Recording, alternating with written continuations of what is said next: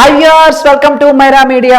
నేను మీ Chandu. So Jabardasth show ద్వారా ఎంతోమంది నటులు మనకైతే పరిచయం అయ్యారు. వాళ్ళల్లో కొంతమంది మాత్రమే సక్సెస్ అయ్యారు. అలా సక్సెస్ అయ్యి ప్రస్తుతం తను ఒక సెలబ్రిటీ హోదాని అనుభవిస్తున్న ఒక నటుడు మనతో ఉన్నారు. ఆయనే మోహన్ భయ్య. సో హాయ్ అన్న. హాయ్, ఎలా ఉన్నారు? Yeah fine. ఎలా ఉంది ప్రజెంట్ లైఫ్? మీరు ఒక ప్రస్తుతానికి అయితే సెలబ్రిటీ అయిపోయారు. దాన్ని ఎలా ఎంజాయ్ చేస్తున్నారు? ఆ సెలబ్రిటీ హోదా మీకు ఎలా ఉంది? ఏదో పర్లా అలా అలా నడుస్తుంది ప్రజెంట్. ఓకే, ముందుగా మీకు స్పెషల్గా థ్యాంక్స్ చెప్పుకోవాలి. ఎందుకంటే అడగగానే ఇంటర్వ్యూ ఇచ్చినందుకు, అలానే ఎటువంటి ఇబ్బంది లేకుండా ఇక్కడికి వచ్చినందుకు. మేమేమైనా మిమ్మల్ని ఇబ్బంది పెడితే కూడా సారీ. సో ఇప్పుడు ఇండస్ట్రీలో ఉన్నారు మీరు. మీ ఫ్యామిలీ బయట నుంచేనా, లేకపోతే ఇండస్ట్రీకి ఏమైనా సంబంధం ఉందా? మీ ఫ్యామిలీకి మా ఫ్యామిలీకి అసలు ఇండస్ట్రీకి ఏం సంబంధం లేదు. అస్సలు సంబంధం లేదు. ఓకే. మా ఫ్యామిలీలో ఫస్ట్ టైం నేనే రావడం. ఓ ఓకే ఓకే ఓకే. మా అమ్మాళ్ళకి ఇంట్రెస్ట్ ఉండదు, మా నాన్నకి ఇంట్రెస్ట్ ఉండదు, మా అమ్మకి ఇంట్రెస్ట్ ఉండదు. అసలు ఇంట్లో ఎవరికి ఇంట్రెస్ట్ లేదు. మెయిన్ ఫస్ట్ ఆఫ్ ఆల్ నేను థియేటర్ ఆర్టిస్ట్ని. థియేటర్ ఆర్టిస్ట్ 12 yearsగా నేను నాటకాలు అవి చేస్తూ ఉన్నాను. చేస్తూ ఉంటుంటే ఇంట్లో అసలు ఇంట్రెస్ట్ చూపించేవాళ్లే కదా ఇంట్లో పంపించడానికి కూడా. ఎందుకంటే మనకి బ్యాక్గ్రౌండ్ లేదు, మనకు వస్తుందో లేదని చెప్పేసి వాళ్ళ భయం వాళ్ళకు ఉంటుంది కదా. నాటకాలు మనకేమన్నా కూడు పెడతాయా, గుడ్డనిస్తాయా, అట్లా ఎక్సెట్రా ఎక్సెట్రా అట్లాగా. కానీ మీరు మాత్రం అసలు పట్టు విడవకుండా ఎవరు ఎన్ని చేసినా కూడా ట్రై చేస్తూనే ఉన్నారు. చివరికి సాధించారని చెప్పుకోవాలి. సో అంటే థియేటర్ ఆర్టిస్ట్ అన్నారు కదా, ఎక్కువ డ్రామాలు అలా వేయటం అంటే బేసిక్గా సాంఘిక డ్రామాలు వేస్తారా, లేకపోతే పౌరాణిక డ్రామాలు కూడా వేస్తారా? సాంఘిక నాటికలు, పౌరాణిక నాటికలు రెండు చేస్తారు. అంటే యాక్టింగ్తో పాటు ఇంకా స్పెషల్గా ఏమైనా ఉన్నాయా? నేను విన్నట్టు గుర్తు సాంగ్స్ బాగా పాడతారు, డ్యాన్స్ కూడా బాగా చేస్తారు, కూచిపూడి డ్యాన్స్ అది ఇదని. డ్యాన్స్ అంటే బేసిక్స్ అవేం నేర్చుకోలే, జస్ట్ ప్రోగ్రామ్ వరకు అట్లా 2-3 ఈ ప్రోగ్రామ్స్కి వెళ్ళి చేసి వస్తూ ఉండేవాడిని. విజయవాడలో ఎల్లా జోషిల రామకృష్ణ గారని ఆయన కూతురు అనురాధ గారు, ఆవిడ దగ్గర నేను కూచిపూడి డాన్స్ నేర్చుకున్నాను.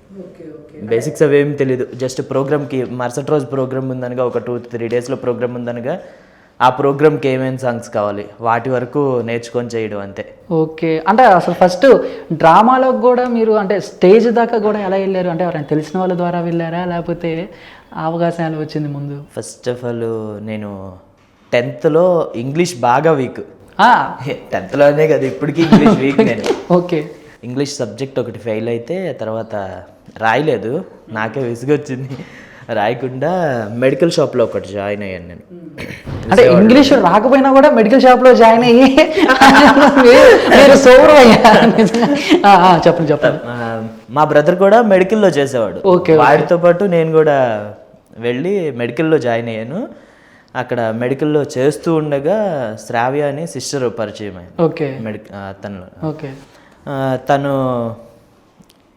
ఒకసారి లంచ్ బ్రేక్లో ఏమవుదాం అనుకుంటున్నావు ఏంటి అని అడిగితే, నాకు ఇట్లా మూవీస్ అంటే ఇంట్రెస్ట్, చిన్నప్పటి నుంచి మూవీస్ అంటే ఇంట్రెస్ట్, ఇంట్లో నన్ను తొక్కేస్తున్నారు అదేం లేదు కానీ మూవీస్ అంటే ఇంట్రెస్ట్. అప్పటికి వీళ్ళకి తెలియదు కదా ఇంట్లో వాళ్ళకి. అదే ఓకే, అప్పటికి తెలియదు అనమాట ఇంట్లో.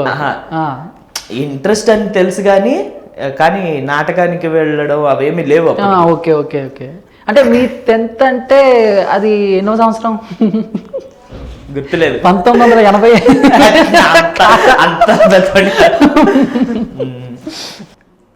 మూవీస్ అవి ఇంట్రెస్ట్ అంటే ఓకే అని చెప్పి అంది. తర్వాత ఒకరోజు వాళ్ళ ఇంటికి ఇన్వైట్ చేసింది. వాళ్ళ అమ్మగారికి వాళ్ళకి పరిచయం చేస్తే, వాళ్ళ అమ్మగారు మాటల్లో మూవీస్ ఇంట్రెస్ట్ అంటున్నావు కదా మోహన్, ఇట్లాగా మా బ్రదరు నాటకాలు చేస్తూ ఉంటాడు, ఆయన్ని అడుగుతాను, వెళ్తావా నాటకాలు ఓకేనా అంటే, ఓకే నేను దొరికింది ఛాన్స్. ఇప్పుడు దాకా వెయిట్ చేస్తున్నారు, ఛాన్స్ దొరకగానే ఓకే చెప్పేశారు. ఓకే అంటే ఆయన ఫ్రెండ్, యాక్చువల్లీ వాళ్ళ బ్రదర్ కాదు నేర్చుకుంటేది, వాళ్ళ ఫ్రెండ్, బ్రదర్ వాళ్ళ ఫ్రెండ్. ఓకే. శ్యామలా గారి బ్రదర్ రాజేష్, ఆయన ఫ్రెండ్ సత్తి అని విజయవాడలోనే ఉండేవారు. ఇప్పుడు హైదరాబాద్ షిఫ్ట్ అయ్యారు ఫ్యామిలీతో. సత్య అన్న వచ్చేసి ఎంఎస్ చౌదరి గారు మా గురువు గారు, ఓహో, ఆయన టీంలో వర్క్ చేస్తారు. అంటే సినిమాలకు వర్క్ చేసేవారు ఆయన? లేదు నాటక రంగం నాటక రంగంలో. ఓకే. ఎంఎస్ చౌదరి గారు మూవీస్ అవి చేస్తున్నారు. అదే మూవీస్ అవి చేస్తూ వీటిలో నాటక రంగంలో direction plus artist, okay, writer ఆయన ఇవన్నీ చేస్తూ ఉండేవాళ్ళు. సత్యాన్న తీసుకొచ్చి విజయవాడ హనుమంతరావు గ్రంథాలయం అని ఒకటి ఉండేది, నాటకాలు అవి రిహార్సల్ చేస్తూ ఉంటారు. యాక్చువల్లీ ఆ రోజు వైజాగ్ పరుచూరి బ్రదర్స్, పరుచూరి రఘుబాబు గారి పేరు మీద ఎవ్రీ ఇయర్ ప్రోగ్రామ్స్ కండక్ట్ చేస్తూ ఉంటారు, నాటకాలు అవి. ఓకే, అంటే పరుచూరి గోపాలరావు గారు, పరుచూరి వెంకటేశ్వర గారు కాకుండా వాళ్ళ వాళ్ళ అబ్బాయి పేరు మీద, వాళ్ళ అబ్బాయి పేరు, ఆయన లేరు ఇప్పుడు. ఓకే ఓకే, వాళ్ళ అబ్బాయి పేరు మీద ఎవ్రీ ఇయర్ డ్రామాస్ అవి కండక్ట్ చేస్తూ ఉంటారు ప్రోగ్రామ్స్. ఓకే ఓకే, దాంట్లో పార్టిసిపేట్ చేయడానికి వీళ్ళు వెళ్తున్నారు వైజాగ్ లో. ఆ ఇయర్ ఇప్పుడు గుర్తులేదు కరెక్ట్ గా. గుర్తున్నా చెప్పండి. చెప్పండి, నేనేం అంత బేసిక్. ఆ రోజే వైజాగ్ వెళ్ళాలి. వెళ్తుంటే వీళ్ళు ఫస్ట్ జడ్జినక్కడ జనారే అని ఒక నాటకం రిహార్సల్ చేస్తూ ఉన్నారు. జడ్జినక్కడ జనారే, వావ్, పేరు ఫస్ట్ పేరే చాలా కామెడీగా ఉంది. అది కోతుల నాటిక, బాగుంటుంది అది ప్లే కూడా. జడ్జినక్కడ జనారే అనే నాటిక గ్రంథాలయంలో రిహార్సల్ చేస్తూ ఉన్నారు. సత్యన్న తీసుకొచ్చి చౌదరి గారికి పరిచయం చేశారు. పరిచయం చేస్తే చేయమనరా అని చెప్పి ఫస్ట్ ఒక గ్రూప్లో కోతి వేషం, అక్కడి నుంచి స్టార్ట్ అయ్యి అట్లా సైడ్ క్యారెక్టర్స్ అలా చేసుకుంటూ అట్లా డెవలప్ చేసుకుంటూ. సో అంటే విజయవాడలో వర్క్ చేశారా, లేకపోతే మీరు పుట్టి పెరిగింది మొత్తం ఫ్యామిలీ మొత్తం విజయవాడనా? మొత్తం పుట్టి పెరగడం మొత్తం ఫ్యామిలీ మొత్తం విజయవాడే. ఏ ఏరియా ఉండేది? విజయవాడ 1 టౌన్లో ఉండేవాళ్ళం ఇది వరకు. 1 టౌన్ వాక్ సెంటర్లో ఉండేవాళ్ళం. ఇప్పుడు అప్పారావుపేట అని 9వరం సైడ్, అక్కడ ఓన్ హౌస్ మాది, అక్కడికి షిఫ్ట్ అయిపోయాం. తీసుకొచ్చేసారు ఇప్పుడు ఫ్యామిలీని? లేదు విజయవాడలోనే ఉంటున్నారు. అక్కడే ఉంటారు. టీమ్ లీడర్ అయిన తర్వాత ఇక మొత్తం షిఫ్ట్ చేస్తారు అన్నమాట.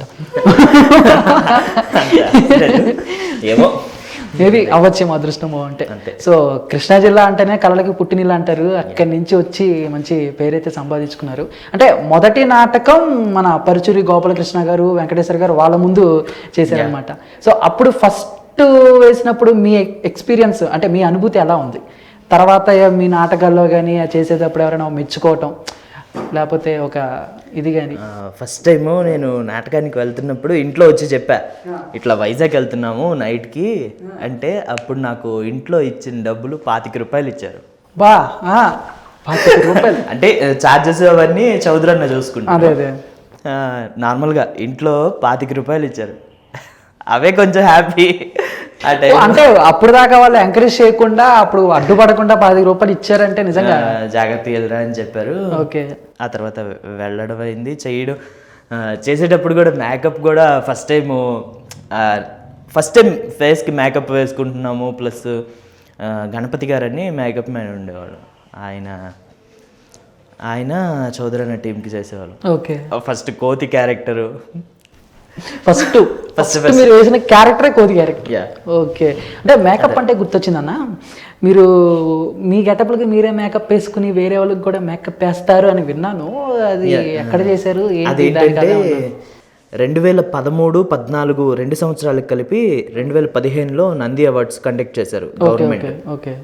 దాంట్లో అంతకుముందు కొన్ని ప్లేలకి చిన్న ప్లేలకి చేస్తూ ఉండేవాడిని. ఓకే. ఫస్ట్ టైము నాకు నంది అవార్డ్స్కి సేమ్ ఎంఎస్ చౌదరి గారు, ఆయన స్టూడెంట్ వాసు గారి టీము, చౌదరి గారి టీము, ఈ 2 టీంలు నంది అవార్డ్స్కి పార్టిసిపేట్ చేసినాయి. ఓకే. ఫస్ట్ టైం నా పేరు పెట్టారు. నాకేమో ఒక పక్క టెన్షను ఆ రోజు, అమ్మో ఫస్ట్ టైం నా పేరు పెట్టారు, ఏం చేస్తానో ఏంటో అని ఒక టెన్షను. కానీ అట్లా చేశాను. 2 ప్లేలకి చౌదరి గారి టీంకేమో అల్లూరి సీతారామరాజు అని బాలల సాంఘిక నాటిక, ఓకే, దానికి ఒక నంది అవార్డు వచ్చింది బెస్ట్ మేకప్. ఓకే. అంటే టీం మొత్తానికి వచ్చింది, మీకు సపరేట్? నాకు సపరేట్గా. ఓ కంగ్రాట్స్. తర్వాత వాసు అనే టీంకి అనగనగా అని, దాంట్లో నేను క్యారెక్టర్ చేస్తూ ప్లస్ మేకప్. ఇదే విన్నాను, మీరు మేకప్ వేసుకోవాలి, దాంట్లో ఉన్న వాళ్ళకి అందరికీ మేకప్లు వేయాలి, చాలా కష్టం కదా అది.